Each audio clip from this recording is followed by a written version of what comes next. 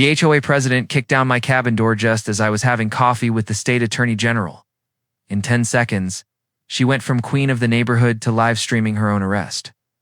But to understand how she ended up in handcuffs, you need to hear what led to that moment. You ever work your whole life for something, only to have it ripped out from under you the moment you finally sit down to enjoy it?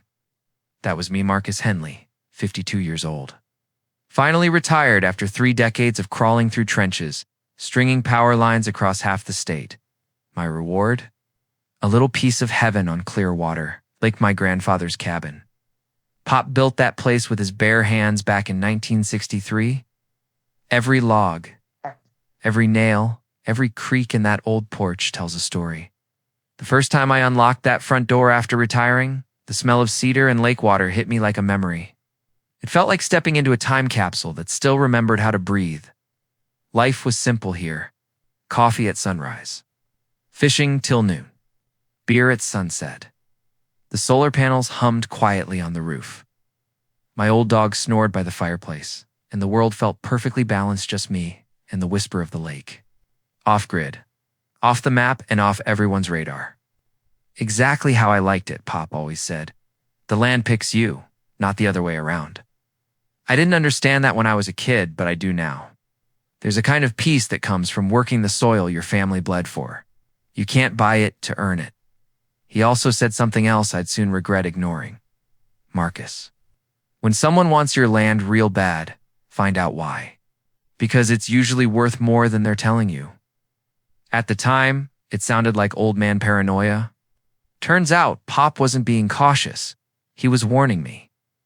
Back then, my biggest problem was whether the fish were biting. I didn't know that 6 months later, I'd be standing in this same cabin watching an HOA president in a $1,000 blazer kick down my front door, live streaming her own arrest, while the state attorney general sipped coffee beside me. But that's getting ahead of the story. Let's rewind to when it all started, when she showed up. Asterisk. It started on one of those perfect summer mornings when the lake looks like glass, and you can almost hear the silence breathing. I was sitting on the porch, coffee in hand, watching 2 loons teach their babies to dive, when I heard a sound that didn't belong. Click, click, click. Designer heels on my wooden dock. Now, let me tell you, out here, people wear boots, not heels. So when I looked up and saw that pearl-white Escalade parked halfway up my driveway, I knew I was about to lose my peace. Out stepped Delilah Cromwell, the new president of the Clearwater Estates Homeowners Association. But everyone around the lake had already given her a nickname, Karen. She looked like she'd just come straight from a real estate magazine cover shoot. Perfect hair, $1,000 sunglasses, a clipboard in one hand, and an aura of perfume that could stun a moose. She strutted right up to my porch, its eyes scanning my property like she was appraising it for auction. "Good morning, Mr. Henley," she said, flashing a smile that didn't reach her eyes. "I'm here to discuss some violations." Violations. That word hit me harder than her perfume. She taped a bright orange notice to my screen door, adjusted her designer blazer, and announced, "Your dock is unsightly and non-compliant with HOA guidelines. You'll need to remove it within 72 hours or face daily fines." "Ma'am, this dock's been here since 1963. My grandfather built it with his own hands. The HOA didn't even exist back then." She tilted her head, lips curling like she was talking to a stubborn child. "Everyone on this lake answers to me, sweetie. Ask the Hendersons how well fighting me worked out for them." Just like that, she turned on her heel and walked away, heels clicking against my dock like gunshots. The Hendersons, my elderly neighbors, had decided to sell their cabin just last month after living here for 23 years. At the time, it seemed strange, but now I felt a cold twist in my gut. Over the next few days, Delilah turned harassment into an art form. Official-looking letters arrived almost daily. Non-regulation solar panels, vegetation too close to property line, unauthorized structure front porch railing. Every one of them came with a fine attached. And every one of them made it crystal clear. Delilah Cromwell had declared war on me. I tried being polite. I even invited her to sit down and talk it out. But she refused every time. Instead, She started circling my cabin with her phone, snapping pictures of everything: my garden, my rain barrels, even my dog. Her social media posts started popping up too. Some residents refused to maintain community standards. Sad to see neglect affecting property values. Hashtag Lakeside Strong, hashtag Community Pride. Oh, she was good. Passive-aggressive, polished, and terrifyingly confident. Within a week, 3 more violation notices showed up. By then, even my mailbox looked nervous. That's when Pop's old words came back to me. It's echoing in my head like the creak of that dock. When someone wants your land real bad, find out why. I started to look closer and realized 3 elderly couples had already sold their cabins since Delilah showed up. All 2 private buyers. All for suspiciously low prices. Coincidence? Maybe, but my gut said otherwise. Delilah Cromwell didn't just want control. She wanted something buried deeper, something valuable enough to destroy anyone who stood in her way. I didn't know it yet, but I was about to uncover the reason she'd targeted me, and it would change everything. After that first round of violation notices, I thought maybe she'd make her point and move on. Big mistake. If there's one thing I learned about Delilah Cromwell, it's that power wasn't something she used, it was something she fed on. And I was her next meal. 3 days after, I ignored her unsightly dock notice. I got a certified letter from a law firm I'd never heard of, Blackstone, Meyer & Associates. Thick paper, fancy letterhead, and a lot of legal words that basically meant one thing: pay $3,000. In retroactive violation fees, or face a property lien? A lien. On the cabin my grandfather built with his hands. I'll be honest for a second, I panicked. I'm a retired lineman, not a lawyer. They had attorneys. I had a rusty toolbox and an old truck. But Pop's voice came back to me, calm and clear as ever. When someone tries to legal talk you out of your land, go find the actual papers. So that's exactly what I did. I drove down to the county courthouse, that old building that smells like paper and time, and met Betty, the clerk who used to bake pies for the fishing tournaments. Pop helped organize. When I told her what was happening, her face changed. She dug through a stack of dusty records and laid out a map that looked older than I was. "Marcus," she said, tapping the yellowed paper, "your property line doesn't stop at the shore. It goes 50 feet into the lake.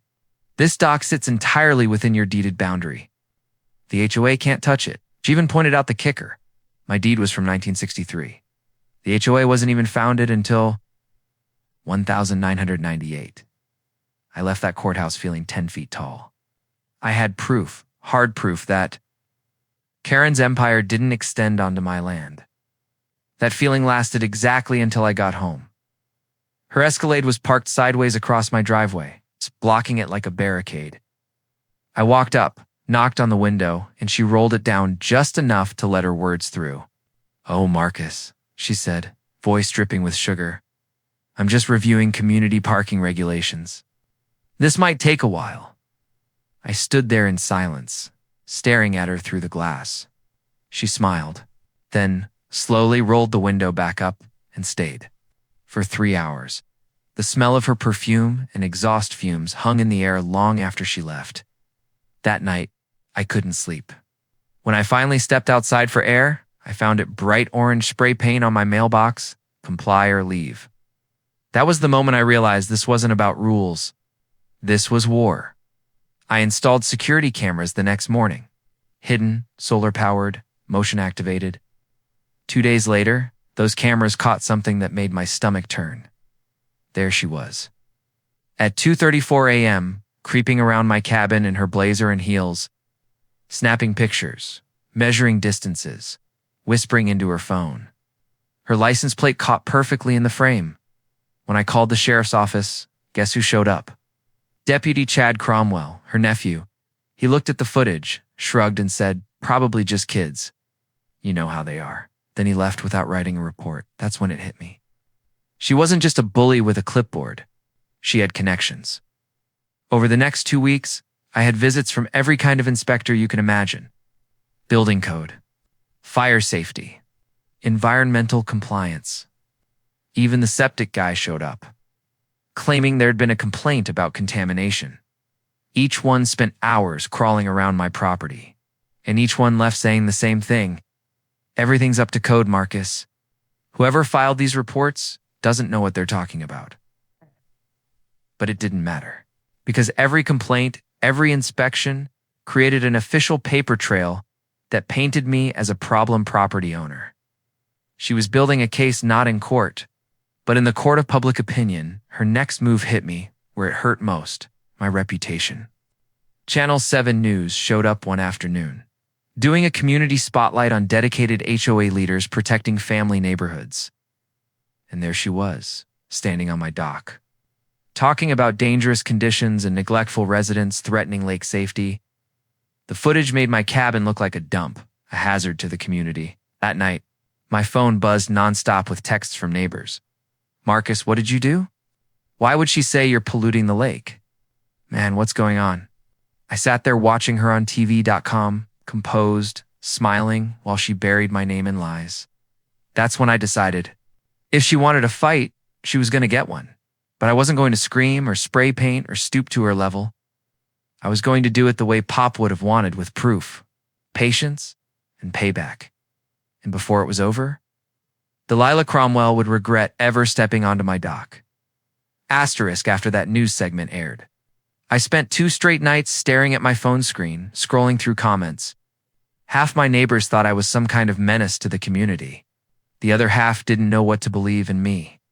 I just sat there thinking about Pop's old words echoing like thunder. When someone wants your land real bad, find out why. So I decided to find out. The next morning, I loaded up my truck, grabbed a thermos of black coffee, and drove back to the county courthouse. That quiet, dusty building where truth hides in filing cabinets and paper smells like history. Betty, the clerk who'd helped me before, gave me that same sympathetic smile when I walked in. Back again, Marcus? She asked. Yeah, I said. I think I'm being played. She pulled a few files, then a few more, until the counter looked like a paper mountain range. Let's start with property surveys, she said. What we found made my blood boil. See? The HOA's fancy community waterway map didn't match the official county survey. My property extended 50 feet into the lake. Their map cut that section out completely, labeling it as shared recreational space. In other words, they'd redrawn the map to steal water rights they didn't own. Betty leaned in, lowering her voice. Marcus, this isn't a mistake. Someone updated these records recently. Look here, revision, filed just 6 months ago. By a Mrs. Delilah Cromwell. I swear I felt my heartbeat in my teeth, but that was just the start. While Betty and I dug deeper, we found financial records attached to the HOA's filings, publicly accessible. But conveniently buried under dozens of unrelated PDFs, that's when we stumbled across a recurring line item. Community Improvement Fund account, #847291.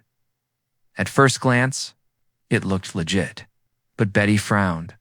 I've seen that account number before, she murmured, flipping through another folder. Here it is, same account. But the name on the original creation record was Clearwater Property Solutions. She turned the page and showed me the business registration. The address listed. A P.O. box in the same district where Delilah lived. That's when it clicked. This wasn't about neighborhood beautification. It was embezzlement, hiding in plain sight. I left the courthouse with copies of everything: property deeds, bank account filings, HOA tax reports, all neatly stamped and sealed. In my hands, it felt like holding proof of something rotten, a snake under the lawn that everyone thought was safe.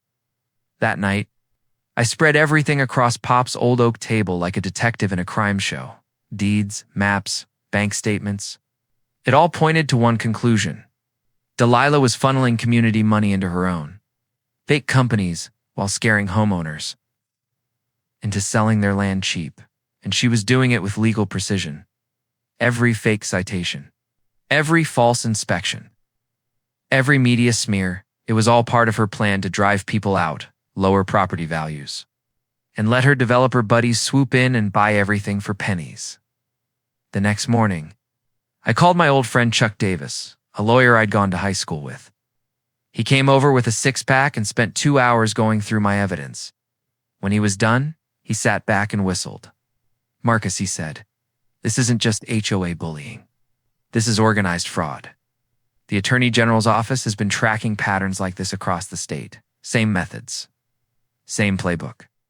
He told me about an investigation into HOAs being used as fronts for property scams, harassment, forced sales, false fines, and embezzled funds. It wasn't just happening here. It was a statewide network, and whether I liked it or not, I was sitting on the evidence they needed to bring it all down. I looked out the window at Pop's Lake, shimmering under the sunset. All I wanted was peace and quiet. Now I was holding documents that could send people to prison. Chuck clapped me on the shoulder. "You've got two options," he said. "You can stay quiet and hope she moves on. Or you can blow the whistle and end this for good." I thought about my neighbors, the Hendersons, who'd been forced to sell. Old Mrs. Patterson, who'd cried while packing her garden tools. Families too scared to fight, and I knew what Pop would say if he were standing there. Do the right thing, even if it costs you your peace. So that's what I decided to do. No more hiding. No more hoping it would stop. I was done being her victim. It was time to become her nightmare. If I'd learned one thing about Delilah Cromwell by now, it was this. When she felt cornered, she didn't back down. She escalated. The morning after Chuck left, my phone started buzzing before sunrise. Texts, emails, even voicemails from neighbors. Most said the same thing. "Marcus, what's going on? Did you really threaten the HOA president? You need to stop before you get arrested." Didn't even know what they were talking about until I saw it. There it was, plastered across the Lakeside Community Facebook group. "Urgent safety concerns about aggressive behavior from lakefront resident. Please keep children away from Eastern Shore area." And just beneath it, "I'll be filing for protective measures. Our community must stay safe. Hashtag Lakeside Safety. Hashtag Protect Our Kids." The post had been made by none other than Delilah Cromwell. Within an hour, it had 43 shares and over 100 comments. People who'd waved at me for years were now typing things like, "I always thought something was off about that guy. He's unstable. Shouldn't even be allowed near kids. Thank God for leaders like Delilah." It was like watching a digital lynch mob form in real time. And the worst part? Half the profiles commenting were fake. Stock photos, random names, and identical phrasing like an army of bots marching on command by noon. The local rumor mill had gone nuclear. I was suddenly the angry recluse, the dangerous loner, the man who threatened HOA officials. Me, the same guy who'd organized the kids' fishing derby for 15 years. Then, just when I thought she couldn't stoop lower, she filed for a restraining order. She claimed I'd made verbal threats and displayed hostile intent. I remember standing there in the courthouse, reading her statement, feeling my hands shake. Not from fear, from disbelief.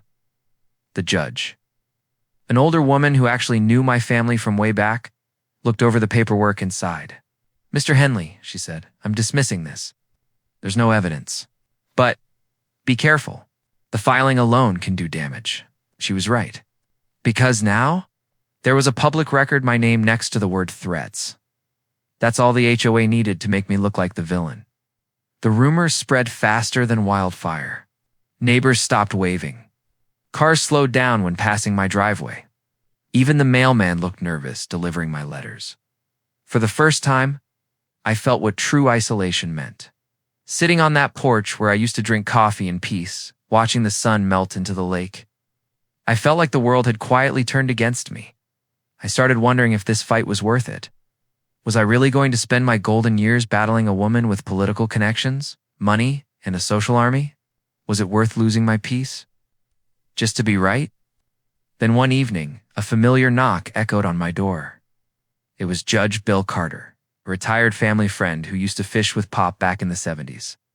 He walked in with a thermos of coffee and said, "Marcus, that woman's counting on you to feel beaten. She's betting on your silence." He leaned forward and said something I'll never forget. "When a bully goes this far, it's never just personal, it's financial. Nobody spends this much energy unless there's money involved." That's when it hit me. Karen wasn't just trying to ruin my life. She was protecting something, and the only way to stop her was to expose exactly what that was. Asterisk, after weeks of silence and whispers, something in me snapped. I was done being painted as the villain in my own story, so I called my old buddy Chuck Davis again, the lawyer who'd helped me piece together those HOA documents. He answered on the second ring, voice low, like he already knew I'd hit my breaking point. "Marcus," he said, "the Attorney General's office has a task force right now investigating HOA corruption across the state. You might be exactly what they're looking for." That sentence hit me like a bolt of lightning. He gave me a name, Sarah Mitchell, a senior investigator from the AG's office. Sharp no-sense, and apparently famous for taking down white-collar criminals twice her size. I called her the next morning, half expecting to get brushed off, but instead she said, "Mr. Henley, I've heard about Clearwater Estates. You're not the first victim we've had reports on, but you might be the first with proof." 2 days later, she showed up at my cabin. She wasn't what I expected. No power suit, no media entourage, just jeans, a windbreaker, and eyes that could cut glass. She set her thermos on the table and started going through my paperwork like a surgeon with a scalpel. "This," she said, tapping a page, "is a fake company registration, and this, flipping to another, is embezzlement." Then she looked me dead in the eye. "Mr. Henley, if what you've documented here connects with what we've found in other counties, you're sitting on evidence of a statewide criminal conspiracy."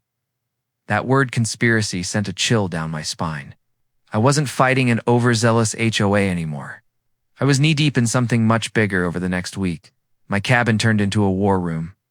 Charts, maps, and printouts covered Pop's old oak table. Sarah brought in her assistant investigator, David Bennett, a quiet guy who analyzed financial transactions like he was decoding a secret language. They showed me how. HOA fraud rings work the same playbook. County after county, move into a small community, take control of the HOA board, issue endless violations and fines to push people out, lower property values artificially, sell the distressed land to shell companies, funnel the profits back through fake improvement funds. When David finished explaining, I realized what this really was: organized theft disguised as community service. Sarah looked at me and said, "Marcus, you've already done the hardest part. You've documented everything. Now we need to make it official. You're about to become a whistleblower." The word hung in the air like a gunshot. I'd always thought whistleblowers were corporate insiders or government agents, not electricians from the DE, countryside with a cabin and a stubborn streak. But when she handed me the papers, I signed them without hesitation. From that moment on, I wasn't just fighting for my home. I was fighting for every person she'd bullied into silence. That night, I sat out on the porch with a beer, watching the moon ripple across the lake. The air felt heavier, but cleaner somehow, like I'd finally stepped out of fear and into purpose. Then my phone buzzed. "It was Chuck, buddy," he said. "The AGS task force just looped in the FBI. You're about to have some serious backup." I laughed under my breath, half in disbelief. 6 months ago, I was worried about fixing a loose gutter. Now, I was working with federal investigators to bring down a multi-million-dollar fraud ring, but deep down, I could feel it. We were getting close. Karen's empire was built on fear, and for the first time, she was going to feel some of her own. What I didn't know then was that she was already planning her next move, one that would push this war to its breaking point. When you've spent your life fixing things, you learn how to spot pressure points, the small, hidden places where a single twist can bring down the whole system. That's what this next phase was all about. Pressure. Only this time, I wasn't the one feeling it. Sarah and David came back to the cabin a week later with someone new, Agent Rebecca Torres from the FBI's white-collar crime unit. Short, focused, the kind of person who walks into a room and immediately spots every exit. She looked around my cabin, nodded once and said, "This'll work." Work for what? For the sting that would end Delilah, Cromwell's reign for good. We'd learned that she'd stolen nearly $500,000 through fake community funds, shell companies, and false storm damage insurance claims. But catching her red-handed, that was the challenge. Agent Torres laid out the plan like a general preparing for battle. Karen has a pattern, she said. When she feels her control slipping, she goes into overdrive, harassing, sabotaging, intimidating. That's when she makes mistakes. We're going to use that. Over the next few days, my quiet lake cabin transformed into something out of a crime show. They installed hidden cameras inside my living room, behind photo frames. Even in the old cuckoo clock, Pop had hung above the mantel. Microphones were disguised inside coffee mugs and books. Undercover agents posed as contractors and anglers in nearby cabins. And me, I had one job: act normal. Easier said than done when the federal government turns your retirement home into an evidence lab. Karen must have sensed something was off, because she started unraveling fast. One morning, my solar panels mysteriously malfunctioned. Jake, my old union buddy, came by to inspect them. He pulled off one of the panels and froze. "Marcus," he said quietly, "someone loosened the wiring." Not deliberately. We checked my security footage, and there she was. Delilah Cromwell herself, sneaking around my property at 2:47 a.m. with wire cutters.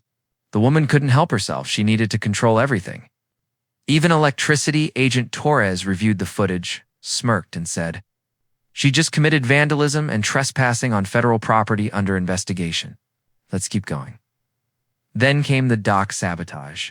I came home one afternoon to find Pop's old bass boat floating halfway across the lake, its chain neatly sliced with bolt cutters. Karen was escalating, and every move she made was more desperate than the last. But the final straw wasn't physical. It was digital. Delilah started pushing a new narrative online that I was being used by corrupt government officials to destroy her community leadership. Fake. Articles appeared overnight on fringe news blogs, painting her as a whistleblower and me as some kind of government puppet. That's when Agent Torres said something that sent chills down my spine. She's not just trying to save herself. She's trying to control the story, which means she's about to do something big and public. Torres was right. 3 days later, Chuck called me in a panic. "Marcus, you need to sit down for this. She just leaked that you're meeting with the Attorney General next week. Says you're planning a secret deal to seize HOA property." My heart dropped. That meeting wasn't public. Only a handful of people knew about it. But instead of panic, Agent Torres smiled. "This is good," she said. "She just gave us her move." Sarah, the ag investigator, leaned in. "If we make this meeting official, a public visit by the Attorney General, she'll absolutely show up to expose corruption. She won't be able to resist." It was risky, but it was perfect. We spent the next week preparing for what Torres called a controlled confrontation scenario. Cameras double-checked. Audio synced. Patrol units staged around the lake, hidden but ready. Even the local sheriff's office, the real one, not Karen's nephew, was looped in. I'll never forget that final briefing. Torres stood by the window, lake breeze pushing through the curtains, her tone calm but deadly serious. "Marcus, she's going to walk through that door believing she's exposing corruption. But in reality, she'll be confessing Liv. Stay calm. Let her hang herself with her own words." That night, I sat on Pop's porch, watching the lake shimmer under the moonlight.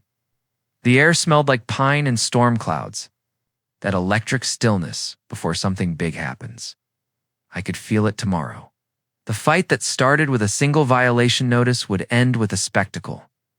No one on this lake would ever forget. All we had to do was wait for Karen to take the bait.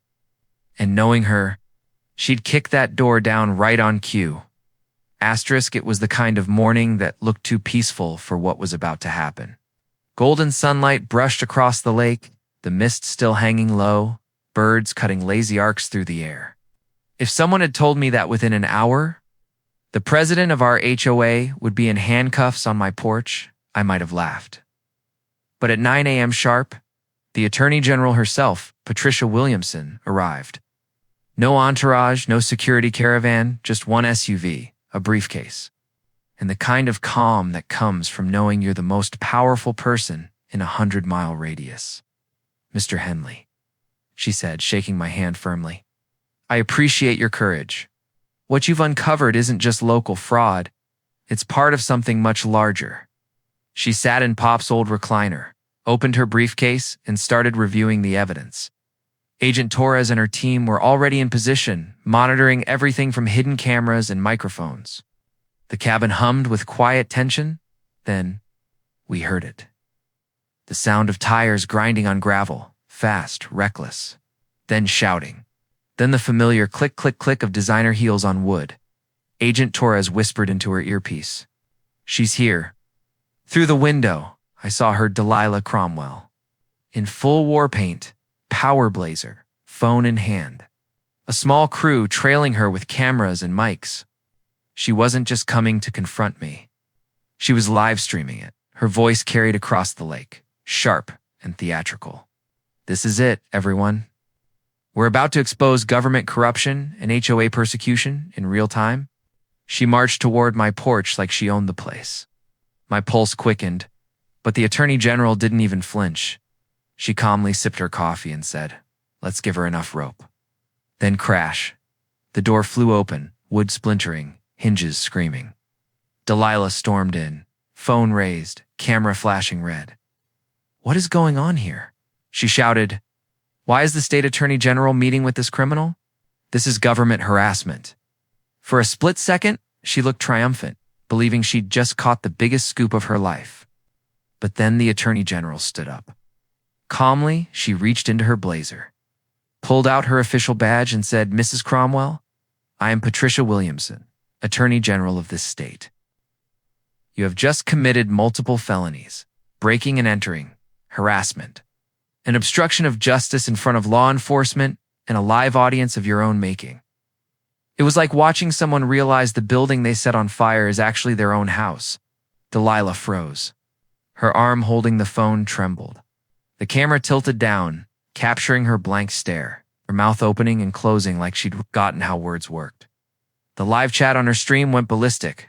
"Wait, what? Is this real?" She just broke into the Attorney General's meeting. Agent Torres and 2 FBI officers stepped out from behind the kitchen doorway. "Mrs. Cromwell," Torres said, her voice steady and cold. "You were under arrest for fraud, embezzlement, witness intimidation, and conspiracy to defraud state residents." The metallic click of handcuffs echoed through the cabin. Her phone clattered to the floor, still streaming, capturing every second of her downfall. Delilah tried to speak, her voice quivering. I was protecting my community. You don't understand, my husband will fix this." The Attorney General's expression didn't change. "Your husband," she said evenly, "is already being questioned for political corruption and misuse of public funds. You won't be seeing him anytime soon." Delilah's eyes darted around the room, as if searching for a way out that didn't exist. Behind her, sunlight spilled through the doorway, illuminating the chaos, the broken door, the spilled coffee, the live feed still broadcasting to thousands of stunned viewers. I stood up from Pop's old couch and looked her, dead in the eye. "Karen," I said quietly, "you wanted control of this lake? Congratulations. You just gave it to the state." Outside, neighbors were gathering. Some had heard the shouting. Others had been watching the live stream in real time. Mrs. Patterson, the elderly woman Karen had driven out months earlier, stood by the road, tears in her eyes, as agents led Delilah away in cuffs. The once proud HOA president was shoved into the back of a federal SUV, her expensive heels catching on the gravel. The vanity plate on her Escalade, Rule 1, gleamed under the morning sun before being loaded onto a tow truck as evidence. Agent Torres turned to me and said, "You just helped us take down one of the biggest HOA fraud networks in the state." "Nice work, Mr. Henley." I didn't know whether to laugh or cry. I just looked out over the lake, calm again, untouched, and finally felt like I could breathe. As the convoy rolled away, the live feed finally ended. Within hours, news stations were replaying it everywhere. HOA president arrested during live stream for fraud and harassment. Social media lit up like wildfire. And for the first time, the internet wasn't laughing at me, it was cheering for me.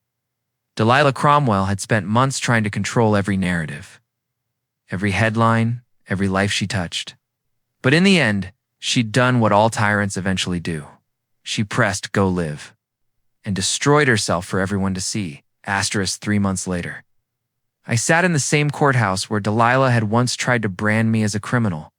Only this time, she was the one standing before the judge. No sunglasses, no perfume, no control. Just a trembling woman in a plain beige suit and handcuffs.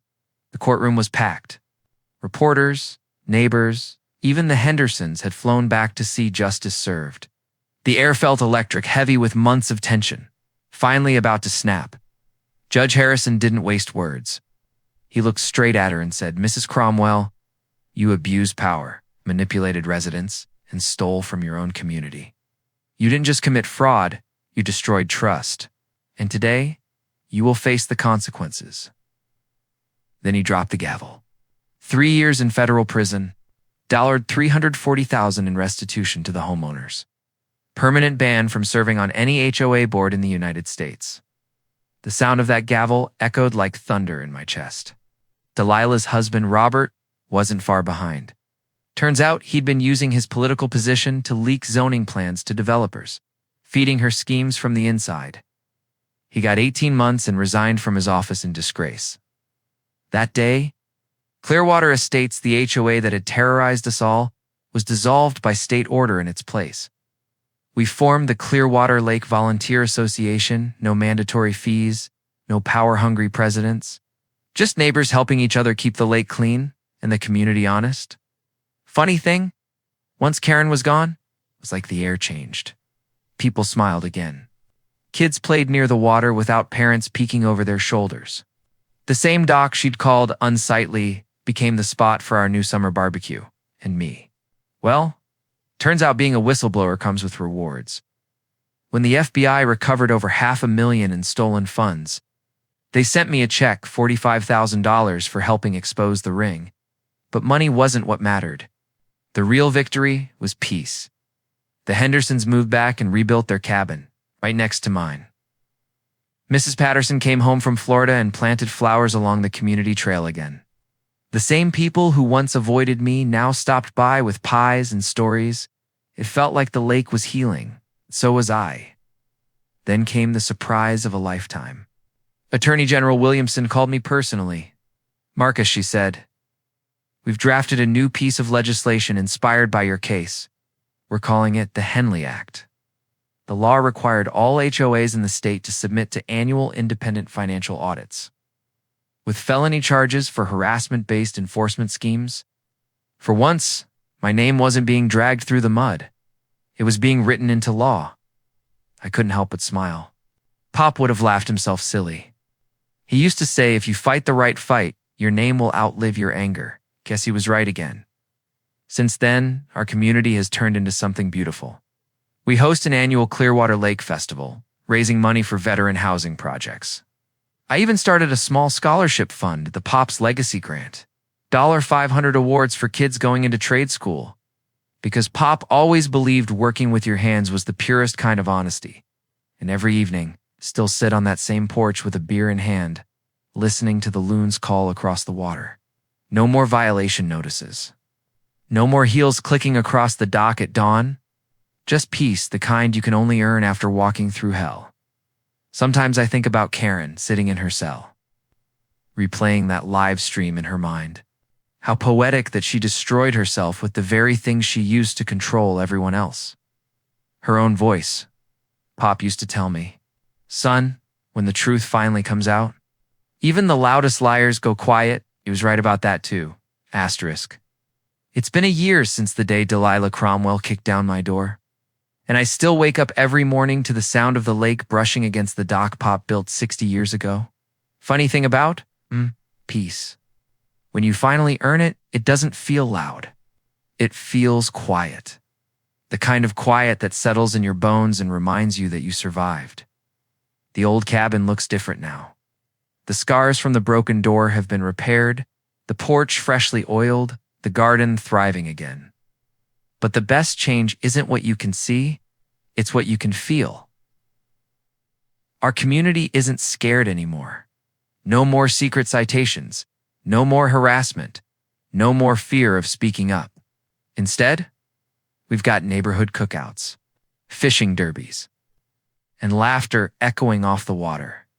The same lake that once felt like a battlefield now feels like a home again. A few months back, a documentary crew from Netflix came by. They're releasing a special next spring, HOA Hell: How One Man Took Down a Criminal Empire. I never thought my retirement cabin would end up on television, but here we are. And the best part? We turned Pop's old guest room into a safe haven, a space for other homeowners who are fighting their own HOA battles. They come here to rest, recharge, and remind themselves that even when the odds are stacked high, one person with truth on their side can still win.